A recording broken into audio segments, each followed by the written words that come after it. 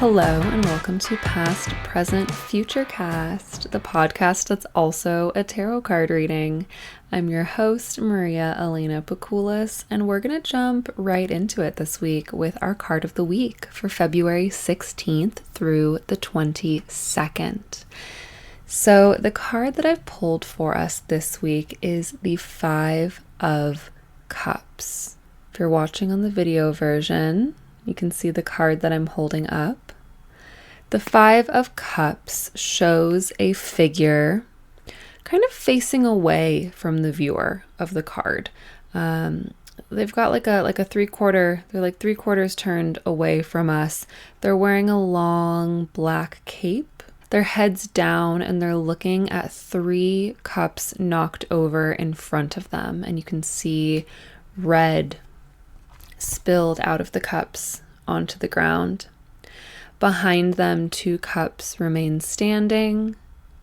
In the distance, we see a river, a bridge crossing the river, and we see some kind of building off into the distance. It's a very forlorn looking card. It looks a little sad. And When I first pulled this card, the first thought that came to mind, I had been thinking about this card earlier today.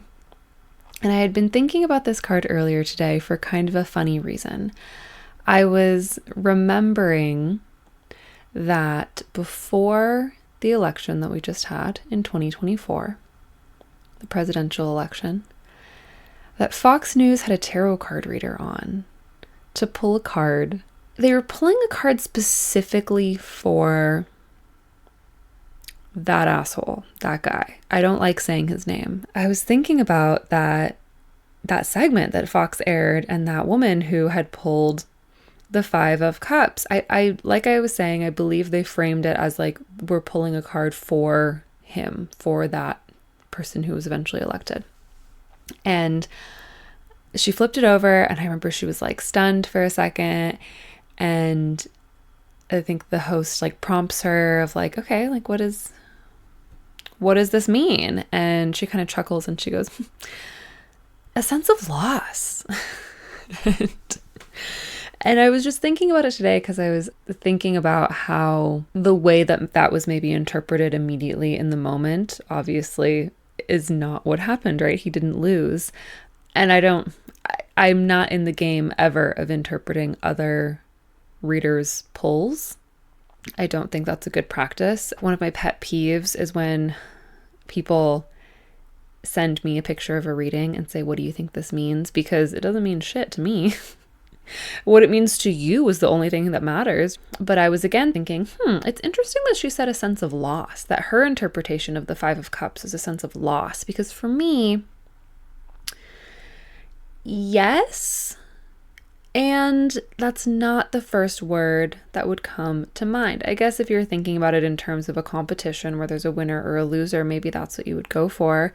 But for me, grief is the first kind of keyword that I give for the Five of Cups. But then pulling back from that a little bit, getting a little more neutral, because every card is neutral. The context in which the card is being received is what kind of determines the positive or negative qualities of what it's expressing.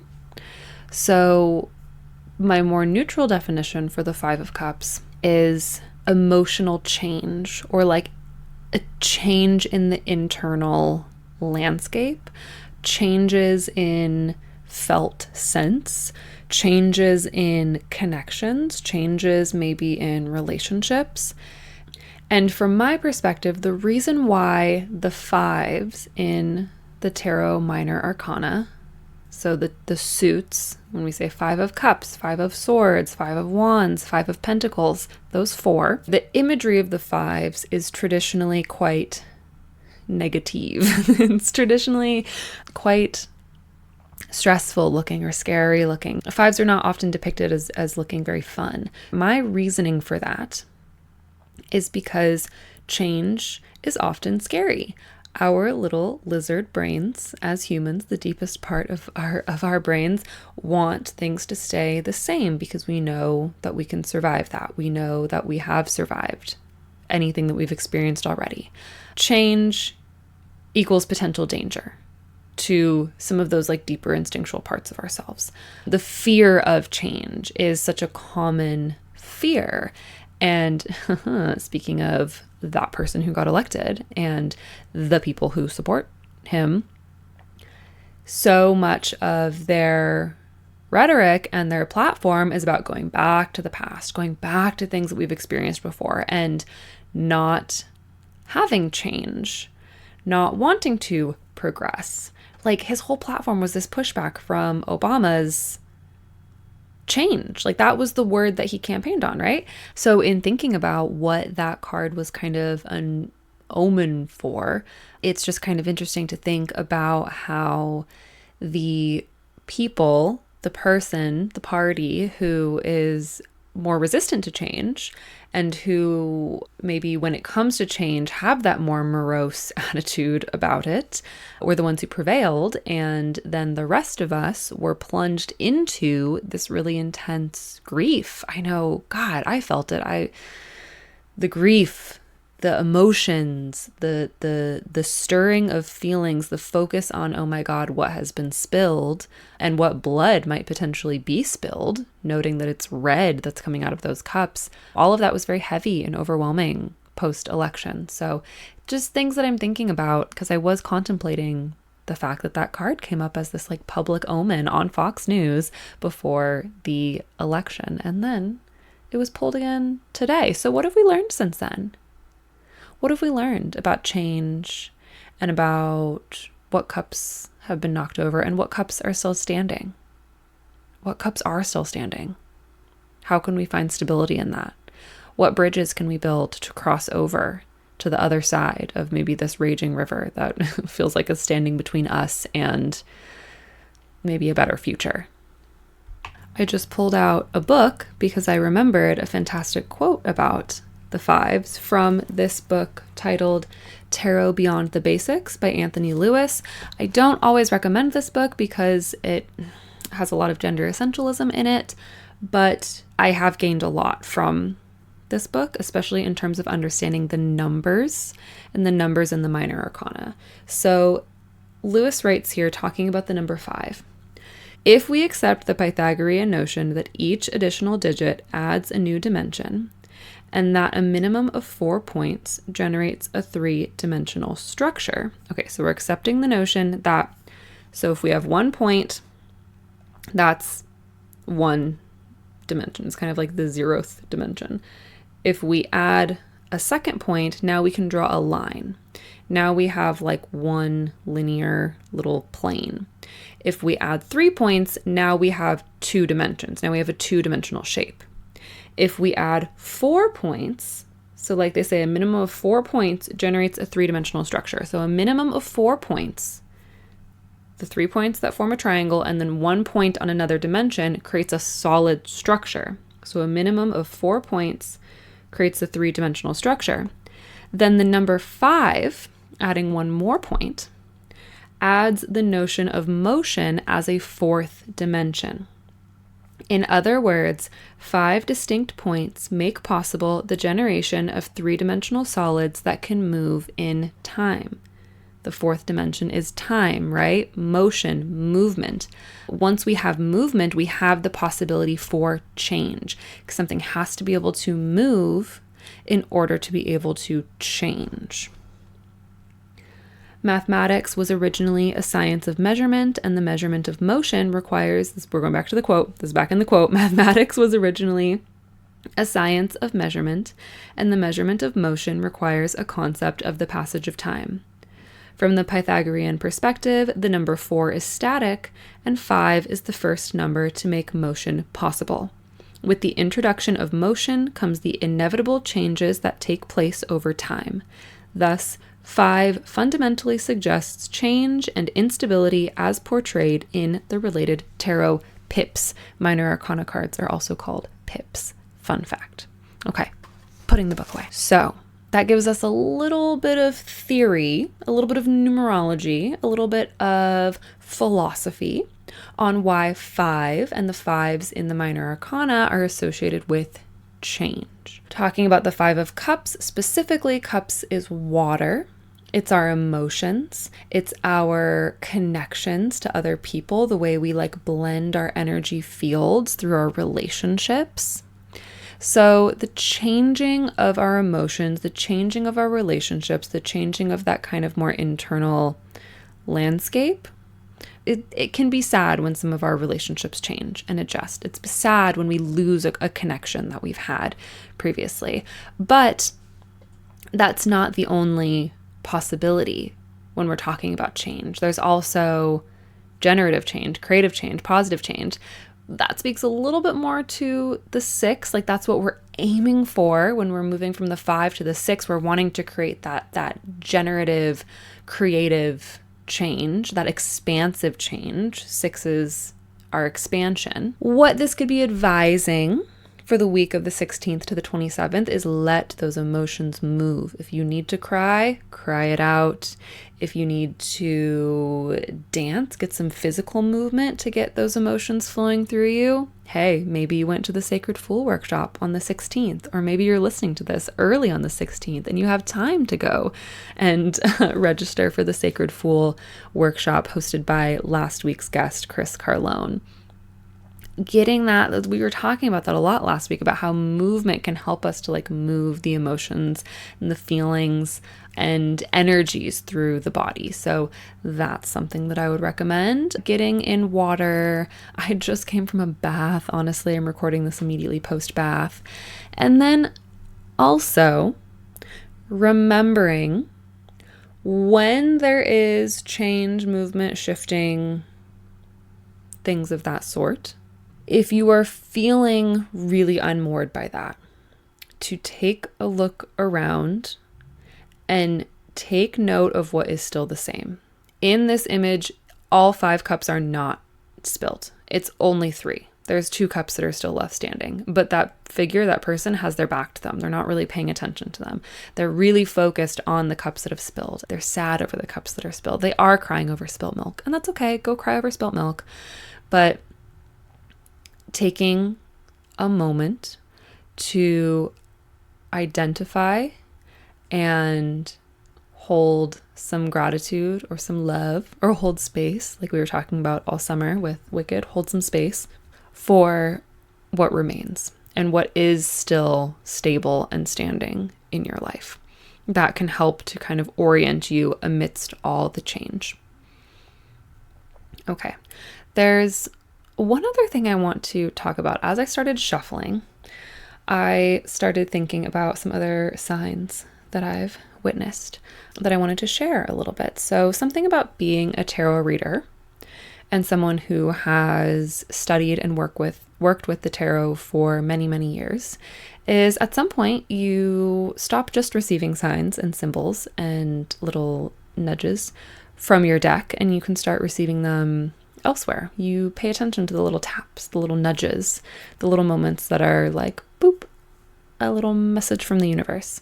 So last weekend was the Super Bowl, and we all watched Kendrick Lamar put on an incredible and politically charged performance. A part that I want to uplift today is something that was not scheduled. It was not planned, as far as we know. And that is the protester, the person who was a dancer in the show who held up a Palestinian flag with the words Gaza and Sudan written on it. And he held it up, eventually was taken into custody, but was released, and as far as I know is not facing any charges. So his name is Zulkarnain Nantambu. I have not heard his name said out loud, so I do not know how I did in the pronunciation, but Zulkarnain Nantambu. And he, in an interview with Al Jazeera, had something really profound to say that I would really like to uplift as a message. So I'm going to repeat it to you here. So he said, "And we know, as a practicing Muslim, our Prophet Muhammad teaches us, if you see a wrongdoing or you're aware of a wrongdoing, you must stop it with your hands. And if you can't stop it with your hands, stop it with your tongue. Speak out against it. And if you can't stop it with your tongue, try to stop it with your heart," meaning pray about it. End quote. That's the end quote there. So he saw that he had an opportunity to take a stand against a wrongdoing that he saw. And I like that sequence of events. If you can't stop it with your hands, right now it's really difficult for any of us listening to this to stop the wrongdoings that are happening physically with our hands. There are some instances in which we can. Try to look out for those. If you can't stop it with your hands, stop it with your tongue. Speak out against it. If you can't stop it with your tongue, stop it with your heart. Pray on it. All of us, I'm willing to bet all of us are in some way able to speak out against the things that are happening right now. So again, I'm going to encourage you to do so. And I wanted to uplift those protesters' words. That was an interview with Al Jazeera where he said that, and you can go check that out. I saw it, like I said, on TikTok.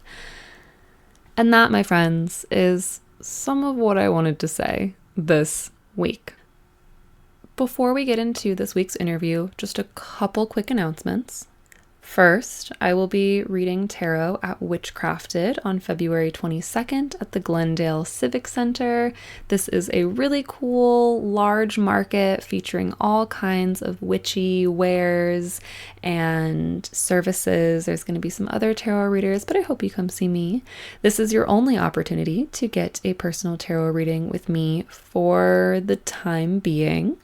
I'm just doing some little pop-up events here and there while I focus on getting this project up and running, and then I will open up my books again for private readings, which I love to do. You can find more information about Witchcrafted at witchcraftedmarket.com. And there's one last little note that I want to make before we go into the interview today, and this starts with a lore drop. So little lore drop about me, your host. I went to ASU for college, that's Arizona State University, and I majored in women and gender studies. I received my BA in women and gender studies. Now this degree is called gender and sexuality studies, which is a little more apt for what I was learning and studying, but I think on my degree it says women and gender studies. Anyway, that being said, I do want to point out and name that the first two guests on my podcast are men. That is only due to a technical issue. So absolutely no shade to either of these guys, either of these men. Their conversations, or our conversations, were interesting and valuable, and I was going to have them on anyway. Like we did the interviews. I had just planned a different order for how my first few interviews were going to release, but the one that I originally planned to have this week, the file got messed up and we lost the entire interview, so I had to switch some things around. So we do have two men as my first guests on the pod, and again, love to these guys, but as someone who was trained to view things through the lens of queer theory, I, as a listener, would be questioning this choice. And so I just wanted to explain why. It was not intentional, and it was not an unintentional, like I didn't notice. I really noticed, and I was actually kind of stressed out about the fact that the first two, these were going to be the first two interviews. I just wanted it to be in a different order, but they're both really great interviews. If you listened to last week, I loved the interview that I did with Chris, and I think that you're going to really enjoy the interview with Ian today. So I just wanted to give a little note about that. And for anyone who is decentering men in 2025 and would prefer to listen to interviews with women or non-binary people, trust that I have a massive lineup of very cool women and non-binary guests already on the calendar, already scheduled, already upcoming. But I hope you give this interview a listen because it is a good one. So here is my interview with Ian Von Cleve. All right, I am here with Ian Von Cleve. How are you doing today, Ian? Hi, I'm doing great. Yeah, we just had the cranial sacral session and I feel incredible. That was amazing. Awesome. I'm glad you're feeling good. Ian is a stuntman and a hypnotherapist in training, which is actually what led us to this interview today. So I ran into Ian at a sound bath with one of our wonderful past, present, future guests. I don't know if this episode will be coming out before or after Rose's episode, but we were both at Rose's New Year's sound bath. And Ian brought up that he has been doing some really cool hypnotherapy training, and I volunteered. I volunteered to be a subject, to be a guinea pig. Yes, so thank you. you're welcome. So we did that last week, and then today we're coming together. After that experience, I said, I really need to talk to you more about this.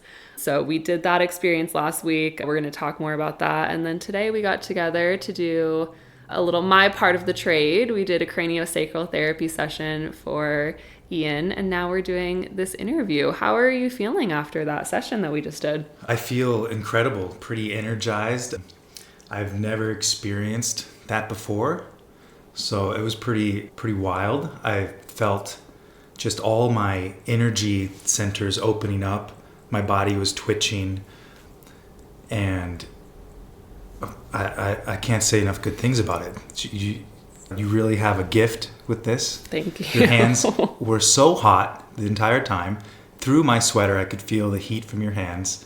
Really, wow. Thank you. That was incredible. You are welcome. And thank you, because the session that we did, I mean, I think that's a lot of even what came up in the session of working with my hands and doing that kind of energy work. So it was really cool. I haven't been doing a lot of energy work recently, so it was awesome to be able to get back into that practice and reaffirm to myself that that is something that I like to do. But we're here today to talk about your work and what you've been interested in lately. So we've got our cards spread out in front of us here, our past, present, and future tarot readings. So starting with the present, Ian, can you tell me a little bit about this coursework that you've been doing and kind of what drew you to that? What is it in general? How would you describe it? Let's start there.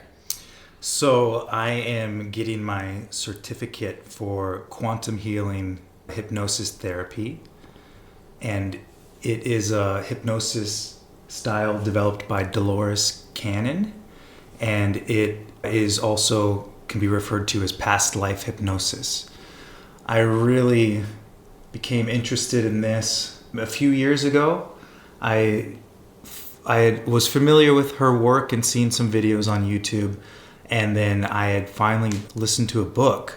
And I just became very fascinated with it because the books are basically transcripts of sessions with clients and just the experiences that they have, recalling past lives, and not only past lives, but in between lives, and messages from their higher selves or ETs, or just the wildest things you could imagine would happen in these sessions. And I just became so fascinated with it, and I probably listened to about 10 books in a row, just audiobooks. And finally, at some point, I looked into the training and decided I would, give it a shot. My interest was definitely there. And I had a session done for myself a few years ago, and it was pretty remarkable too. So I really just picked up on the phrase "in between lives." What does that mean?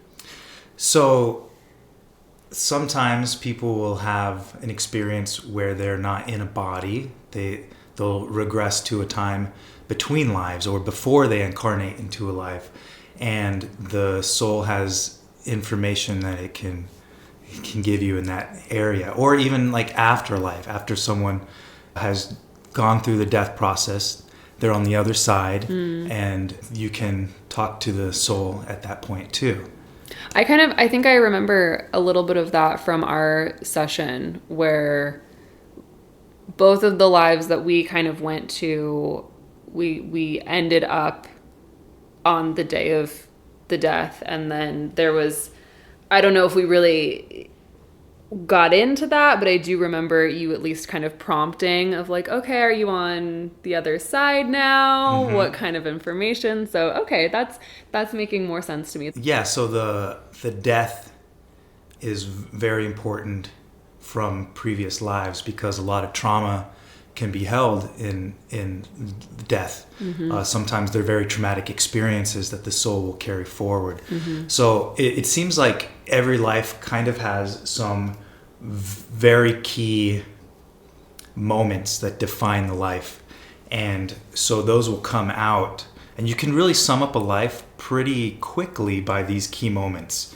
And one of them is obviously death. How did the person die? What was that experience like? Was it traumatic? Are they holding on to any trauma from that death that they need to let go of? And are they carrying any of that forward with them? So it is important to go through that, through the death of the lives, not to feel the pain.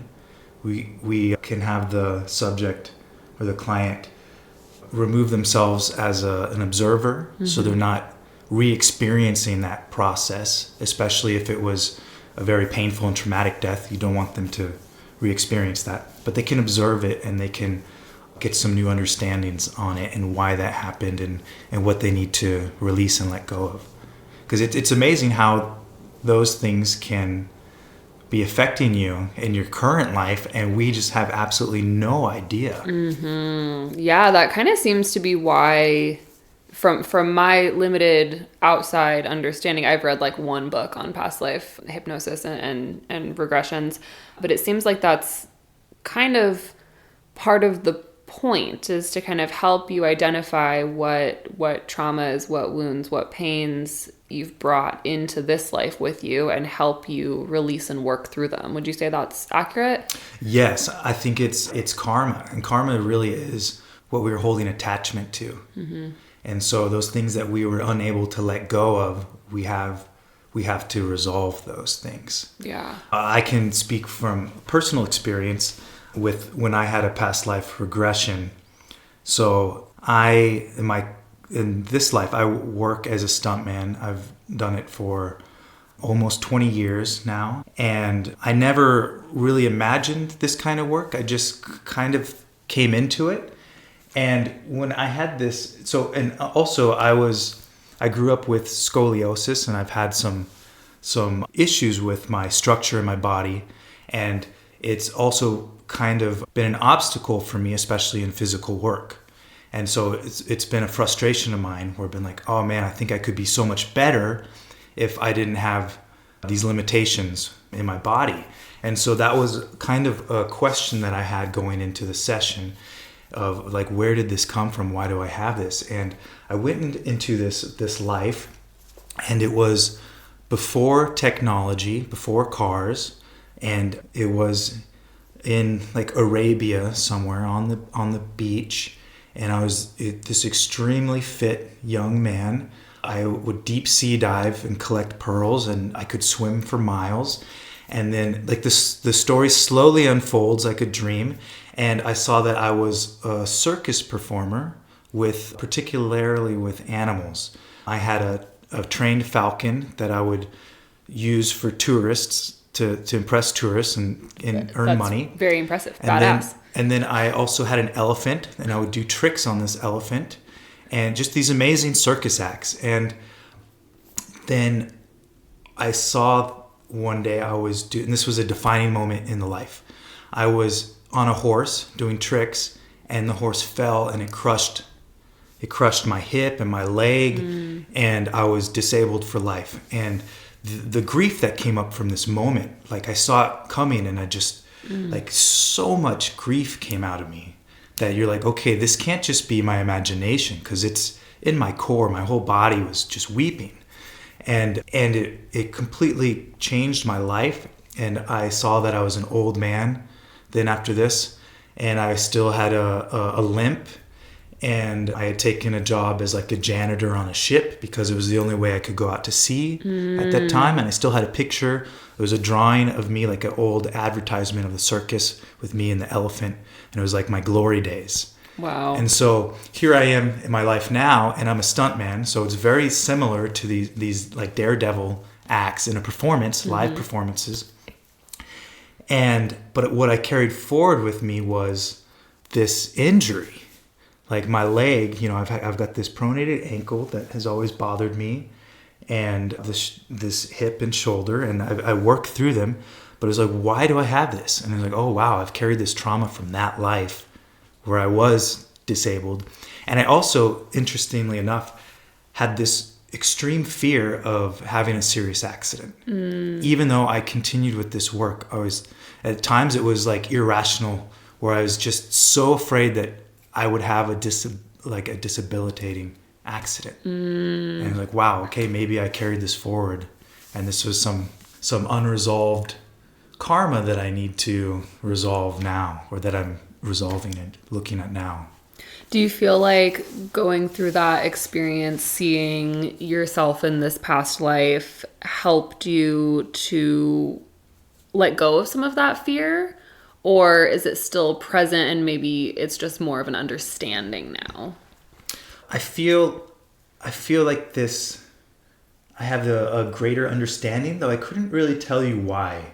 I think that's something I'm still uncovering, but there's so many pieces that kind of connected together that just made a lot more sense on some kind of visceral level. Yeah. Yeah. Yeah. Wow. That's incredible. I love, like, especially that connection between this past life that you experienced in hypnosis and meditation, and then that work that you're doing. I am so excited to talk about your stuntman work in a moment, but let's flip over this card that is representative of your present work and see what we're working with. We have the Four of Wands coming up, which I gotta say is not anything that I really expected for this story that you've been kind of weaving and telling. I'm thinking we're talking about hypnosis, it's gonna be like a cups card, or we're talking about the mind, it's gonna be wands,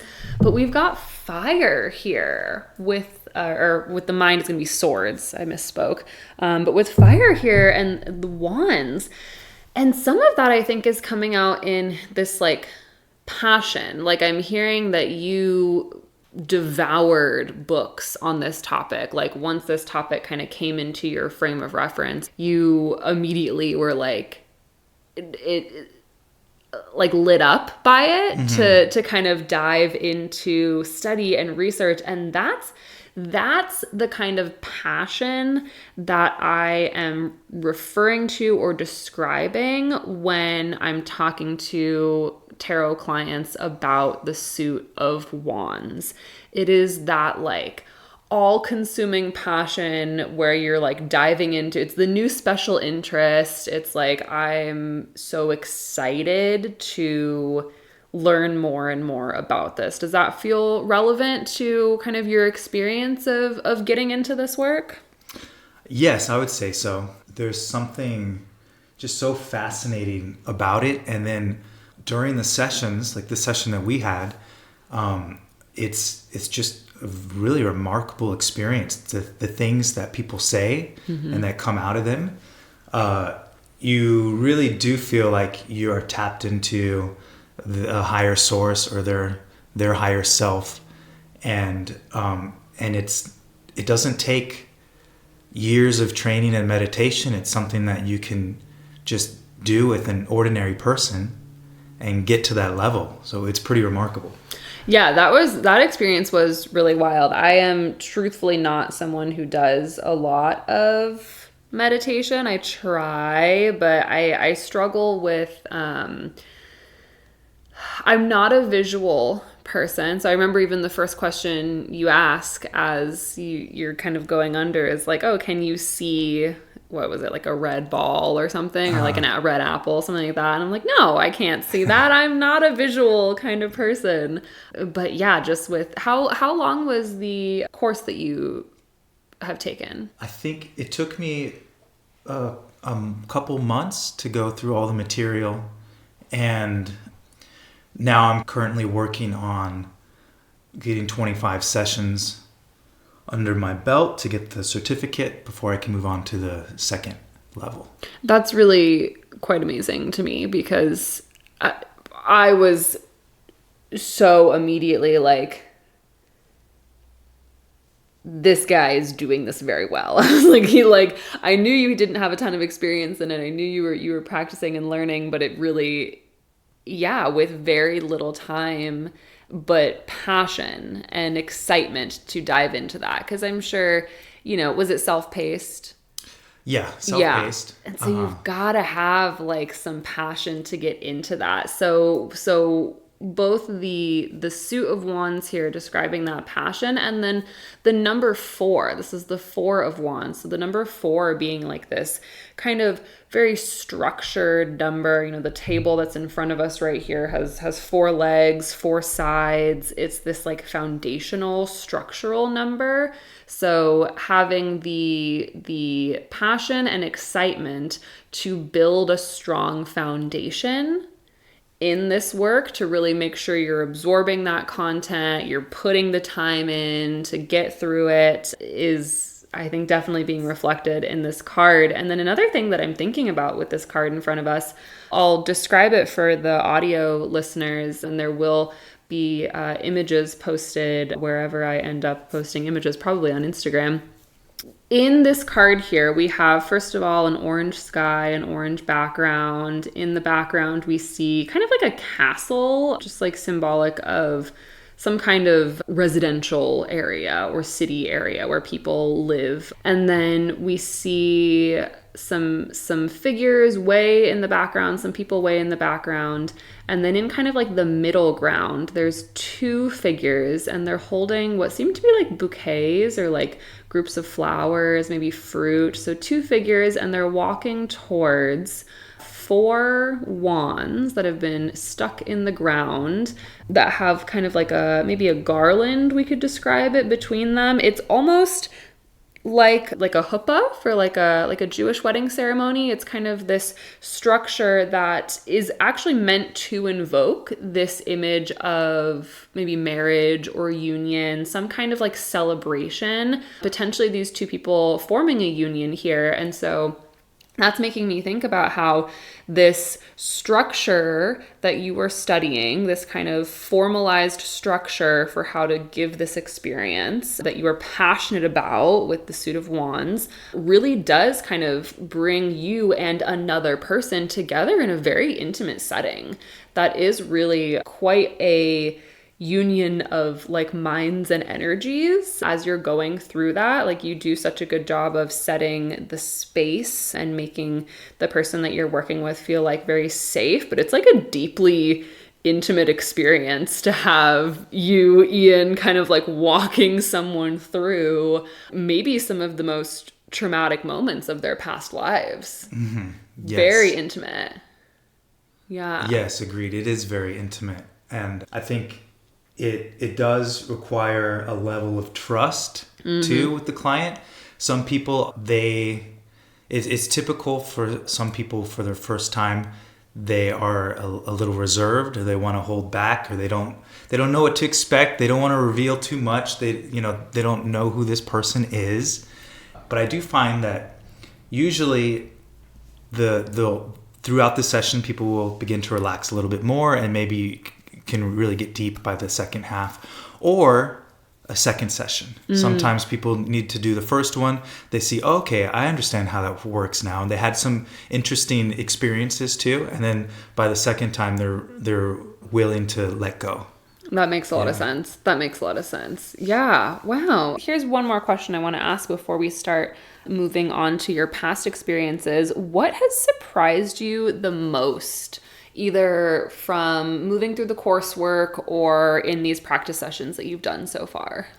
I think the most amazing thing about this technique is that people sometimes will have spontaneous healings. And I've experienced it a few times, and I've also seen in the coursework and some of the live sessions that they recorded some pretty remarkable healings that take place. And we were discussing earlier, it's like the inner physician. Inner physician that everybody has. Craniosacral term. Shout out to Dr. John Upledger. Right.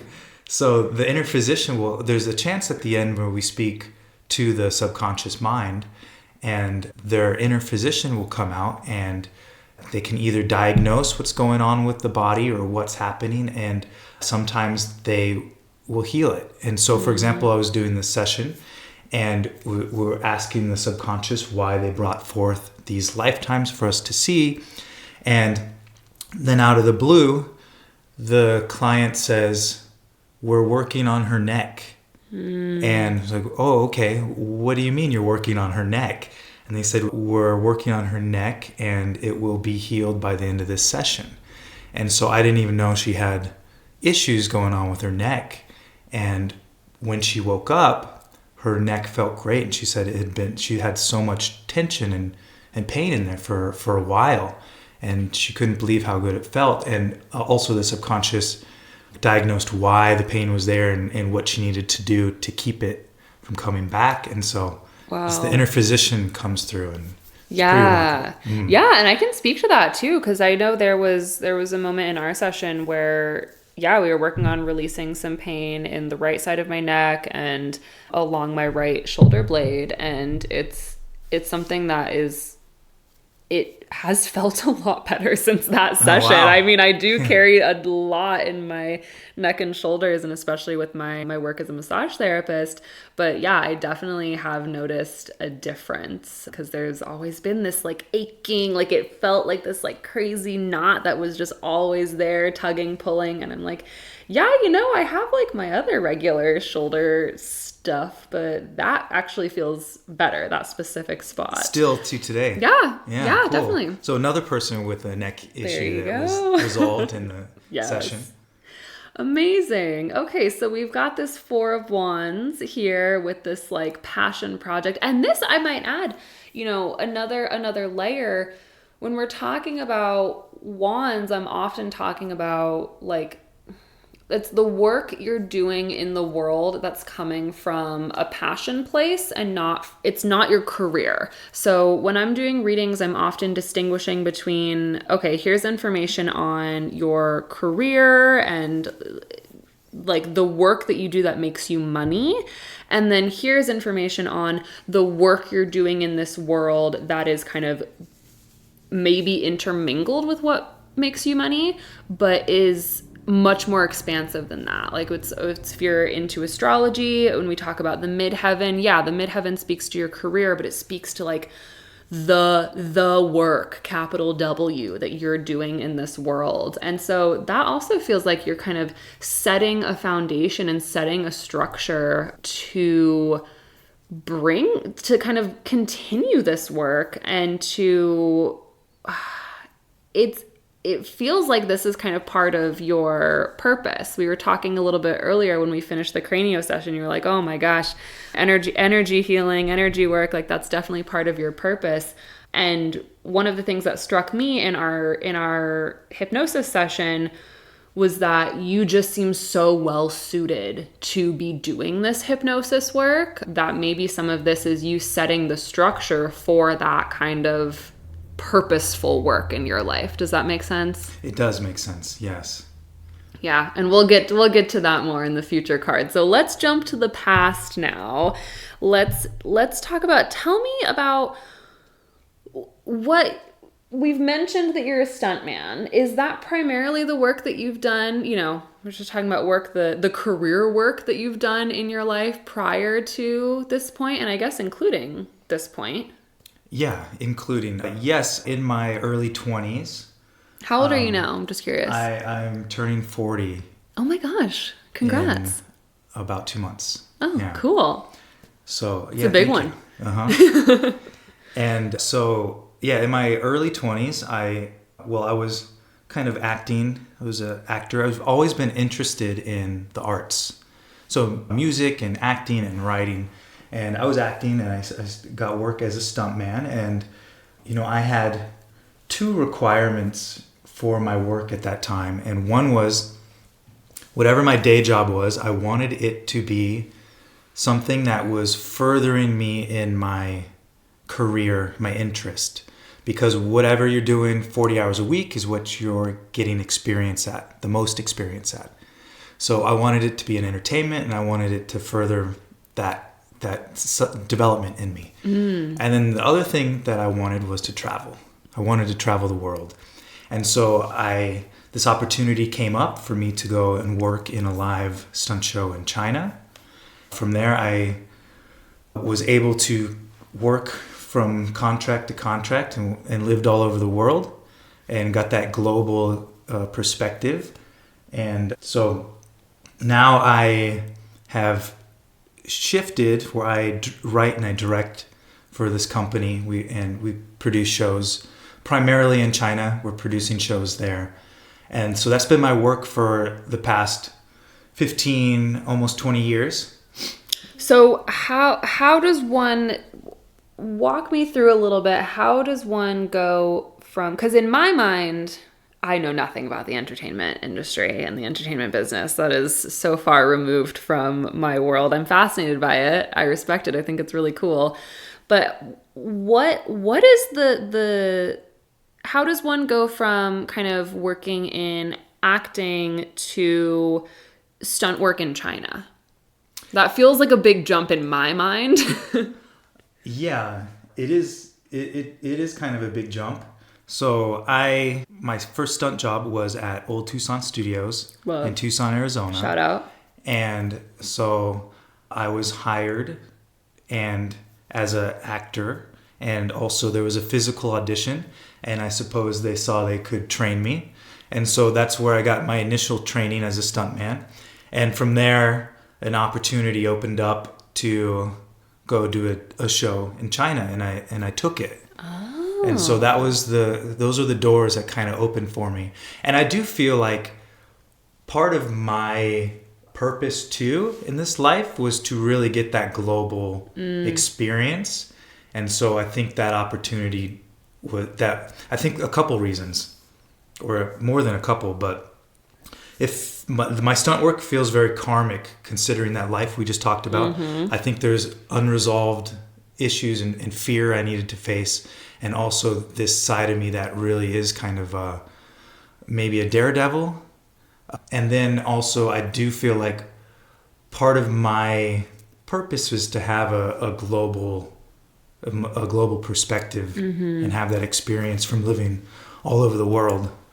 So that's really interesting. Yeah. So they saw you and thought, okay, this guy maybe has some promise for like jumping off of stuff. What does stunt work usually entail? I imagine it's different job to job. What does your stunt work typically kind of looked like?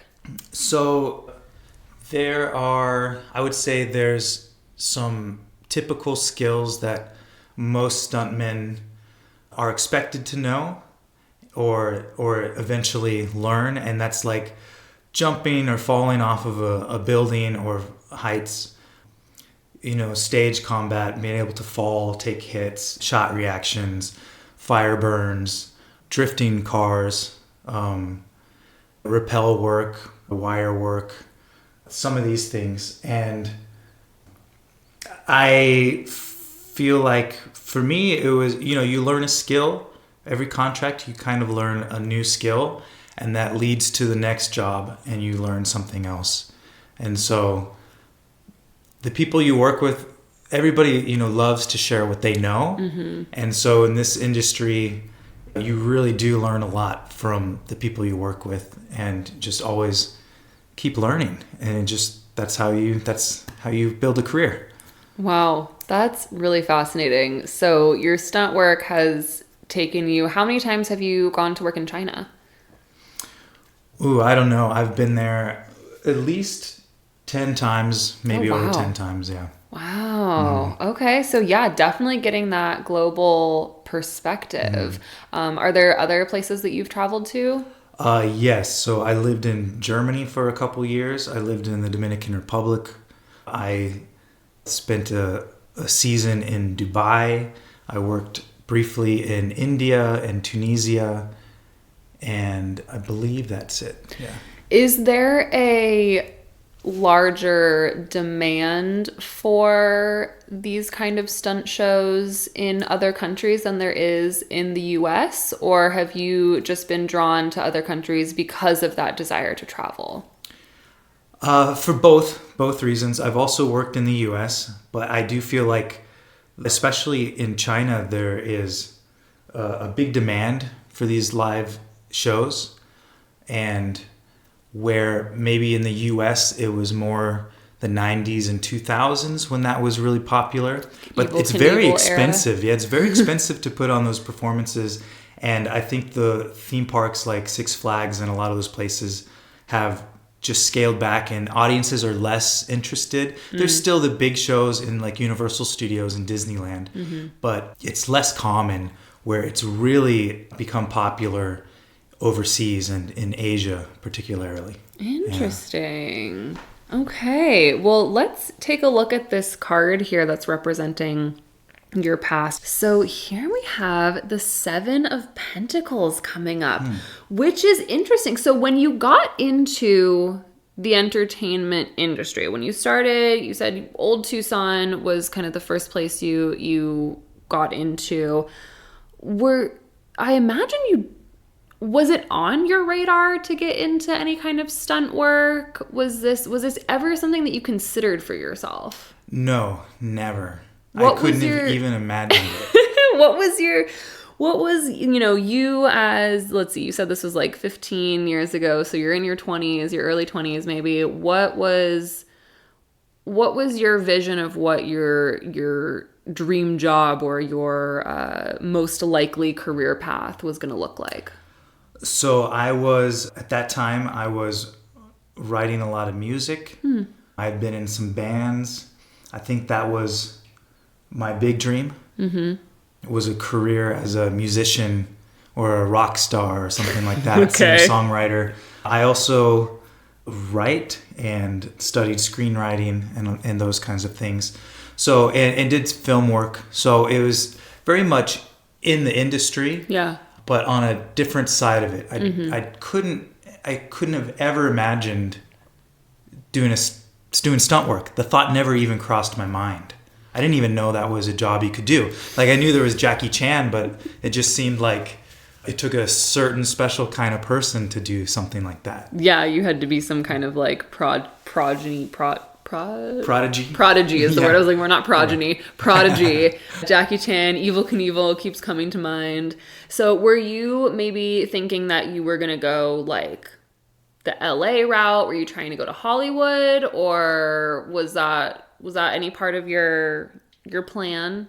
Your hopes and dreams? It was potential. It was potential for me to go that route. I hadn't quite figured it out. And I think once this door kind of opened for me, I did really like the physical aspect of it and the performance aspect of it, because I had always been pretty active and into sports. And so it just seemed right at the time. I was like, I like this. Yeah. Okay. So it was like you kind of saw what was sort of being presented as some opportunities, things that you'd never even really considered before, and you were in a mindset or open to pivoting, open to taking that pivot and going, okay, well, I'm going to follow this path now. Let's see where that leads. I don't think I ever imagined it leading me to where I am now. I kind of saw it as, oh, well, maybe I'll try that for a year or two and then get back to my original plan. And then, so I took this like 90-degree turn in life, and then that path just unfolded. Yeah. Cut to 15 years later, Right. 10 trips to China, India, all of that. And now you're kind of, would you say directing or writing scripting these shows? We'll get there. We'll get there in a second. But let's talk about this card, because what you're saying really lines up with how I typically define this card. We have the Seven of Pentacles in front of us. And again, for those audio listeners, I'll describe it. We've got this green background in the sky. There's a figure, we could maybe assume a man, standing here, and he's leaning on, maybe I like to think of it as like a garden hoe. He's leaning on some kind of big staff, probably gardening equipment, because he's looking at this big plant that's in front of him that has 7 pentacles growing on it. And he's looking at it with this face. He's a little bit morose. Oftentimes this card is associated with like disappointment, but that's only one aspect of it. A lot of times when I'm describing this card, the story that I tell is that, this farmer, this person who's growing this crop, what is starting to grow here, the fruits that are starting to be produced or that he's starting to see are coming forth are not what he was expecting to have. It was like there's this, maybe it's a slight disappointment of like, oh shoot, like this is not actually going how I had planned it to go. And the lesson, the wisdom of this card, or the invitation of this card, is to pivot, to get really clear, really honest about what is materially, what is in front of you, what's actually in front of you. We're talking about pentacles, so we're talking about career, we're talking about resources, we're talking about the material world, reality, what is really here in front of you, getting really clear on that, and then allowing yourself, rather than sitting in this like morose disappointment that this figure is showing on the card, it's important to allow yourself to respond and react to what is and kind of follow that new path. So as you're talking about this, I'm hearing that, okay, these possibilities that you had never really considered before, you didn't know that you could be cultivating a career in stunt work, but the opportunity arose. Okay, maybe the opportunity is here in stunt work. It's not in screenwriting at the moment, which is what I thought I was cultivating, what you thought you were growing. Let's pivot and follow this path now. Like you said, that 90-degree turn and following that. And now you've just been on that path. And looking at the progression of the past to the present, okay, some career changes, not quite what you anticipated when you were in your 20s, but it's brought you down this path, and it's brought you to this point where now you're really able to explore your passions, to travel the world, to do these things that get you really like excited. And now you found this connection between this current interest with the quantum healing hypnosis therapy and the stunt work with that past life that you discovered. There's a really interesting thread that's kind of like woven here. Yeah, it is very interesting, because I think, there's always been a part of me too that was like, oh man, maybe I should have focused more on my music or my writing. But also I think in entertainment, I'm very lucky to have had steady, consistent work that supported me in this industry. And it's not that I've given up on my music and my writing. I still do that. Mm-hmm. So who knows what would have happened if I had tried to stick with that route too. And I think too, understanding that past life, it does seem to me that I feel like there really was a sense of destiny for me to do this type of work here. So it's very interesting. Yeah, and there's often like with this card, with the Seven of Pentacles, you mentioned like, okay, well, who knows what could have happened if you'd try to shoehorn, if you would try to force what your original plans were, what kind of that like early dream was, if you'd try to force that to be the career, who knows what would have happened. There's another depiction of this card of the Seven of Pentacles, which is really what kind of taught me a lot about what this card means. And it comes from the Fifth Spirit Tarot deck, which I actually have next to me here. And it shows, this deck is by Charlie Claire Burgess. They go by the Word Witch on Instagram. And this deck shows a trellis with a plant growing on it, and there's a little sign stuck in the plant and it says peas, but what's growing on the plant in the image is these little pumpkins are starting to grow. And if you keep the pumpkins growing on the trellis, if you try to force this plant to act like the peas you thought you were growing, that's going to actually harm the plant. It's going to harm and prevent you from having like the fullest outcome of your effort, because pumpkins can't grow well on a trellis. They're going to get too heavy and they're going to fall off. They don't grow the same way. They don't need the same care and attention. as a pea plant does. So that kind of, if you don't accept the reality of what's in front of you, the opportunities that are in front of you, and you try to shoehorn, you try to force a career in music when other opportunities are actually coming up and presenting themselves, maybe you're doing yourself a disservice at the end of the day. Right. Yeah. Yeah. Yeah, totally. Amazing. Okay, so let's talk a little bit about kind of, you have a trip to China coming up quite soon. Your work has shifted a little bit from what you've told me, less on the stunt work, being the stunt man, and now you're doing a little bit more of kind of more creative aspect around that. How would you describe it? Directing and coordinating. Cool. So now I am more on the production side of creating the shows and let the 20-year-olds come in and perform. I was going to say, I imagine that's helpful as you're pushing 40. Right, yeah. So I still love doing the physical work, but there's more longevity for me on moving into the other side. You'll demonstrate and then they can take it from there.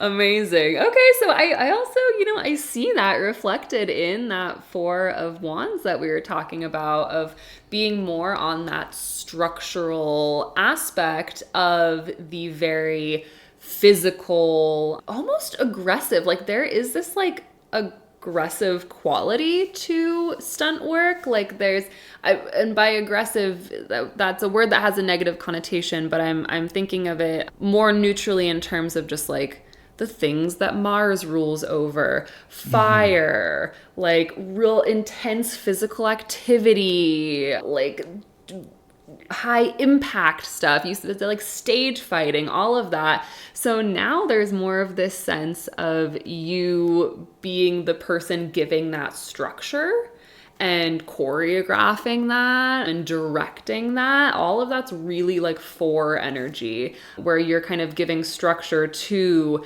that raw, maybe like passion or athleticism of the performers there. Yes, and I get to bring in my skill set as a storyteller and a writer, and so now I'm applying all those skills as well, but cool. in this niche, like in this area. Okay, so next up, you need to start also creating the music that this is being set to. Yeah, well, so I do actually arrange the soundtrack, and so I find the music. No way. I find the music and score the shows. Wow. That's really it's very creative. Much like producing a movie. It's live. Wow. Yeah, it's a live action movie. That's wild. Okay, so where are you hoping to go with this? Both the stunt work and, well, first of all, I guess we kind of weave that connection between the stunt work and the quantum healing hypnosis therapy, the past life regression hypnotherapy, because of that, like, karmic connection that you have with it. Do you plan on continuing? It sounds like you want to get that level 1 certification. How many levels are there with Dolores Cannon's work? Do you know? I believe there are 3 levels. Yeah, I think right now I'm just taking it step by step. And I imagine once I get my level 1 certificate that I will be inspired and be inclined to get the level 2 and go from there. I feel like this satisfies another side to me that maybe isn't satisfied in my career work, like you were saying before too. It's like we have multiple versions of work in our life, and career is just one aspect of that work that we do. Yeah, it's interesting because I met you and I knew you first and foremost as someone who is quite spiritual. I met you at some spiritual events. I kind of like saw you in that framework. We were doing some like mini craniosacral sessions. So it was really interesting to learn that actually so much of your life has been dedicated to this like very unique form of entertainment. So moving forward, well, I guess one of my questions is, are you considering, as you continue practicing some of this hypnosis work, are you considering doing any of that professionally? I mean, it's an option. It's a possibility. At the moment, I just see it as something that can help people, and maybe I'm not looking at it as a source of income, but rather as something I can offer to people. And also, I find it very interesting too. So I've always felt this strong pull toward the esoteric world. And I grew up with my mother who was an astrologer. And so it's been a familiar part of my upbringing. And so I think that it's also maybe a skill that I can bring to the community. So maybe that's what attracted me to it. Yeah. One step at a time. I don't mean to get ahead of your initial practice. Moving forward with this last card, this last section that I want to discuss here of the future, let's dream a little bit. Let's future vision a little bit. What are you imagining is coming down the line for you? You're heading to China. And then what? So I'm pretty happy with the way I guess you could say my traditional work, the stunt work, and all of that is developing. I don't think anyone would call that traditional. Yeah, for me. Right, this has been for my career. Yeah. And how it's developing. I'm pretty happy with that. And then I think for the past few years, I've really felt this strong calling to get back to bring my spiritual work more to the foreground, where I've never completely lost it, but it's been more on the back burner for a lot of my life.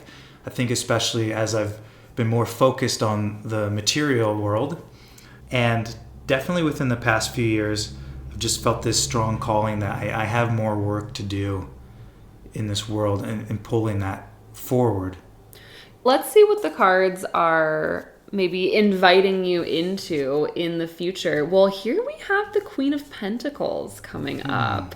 So I think there is definitely some kind of sinking into or combining of the material and the spiritual here. With all of the queens, I associate with the element of water. All of the queens are connected to water inherently, and water, like I was saying earlier, I thought water was going to come up with this present card with the kind of work that you're doing with the unconscious, because water is so deeply connected to our soul, to our spirit, to the collective unconscious. But then with the combination with pentacles, that's the material. That's where we're really rooted and grounded. So I do kind of see this progression here of bringing in more of that spiritual practice and connecting it in with the physical work, the physical reality, and almost the Queen of Pentacles. All of the queens are almost like this high priestess figure. And so you are kind of stepping into some of that priestess role, which can be of people of any gender can hold that, of course, stepping into this priestess role as you're really helping guide folks to experience and understand some of the material realities that their soul has experienced before this material experience. Are you seeing the same connections that I'm seeing with this card, or how am I describing that? Yeah, I'm not really sure how to interpret this card. Yeah. You're the master here. So I'm thinking about connecting the spiritual world with the physical world, because queens being the spiritual, pentacles being the material, water and earth. So you kind of being this, maybe stepping more into a role of guiding, when we're doing this past life work, we're examining the physical realities that our soul has previous experience in. Is that fair? Is that a fair description of that?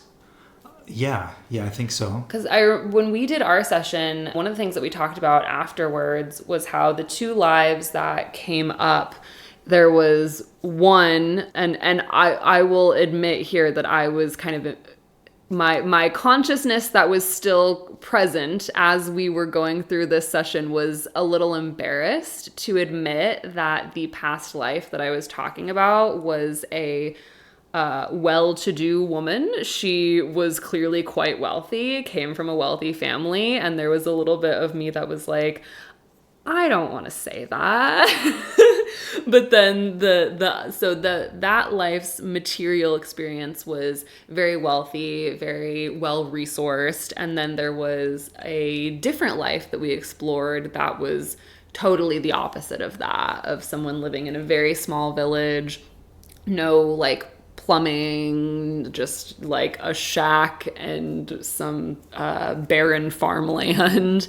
So as we're exploring these past lives, it's kind of getting a sense of what was the material reality that our soul has previously experienced. And so you're kind of helping guide people to discover that in a very spiritual way. Yeah, agreed. I think,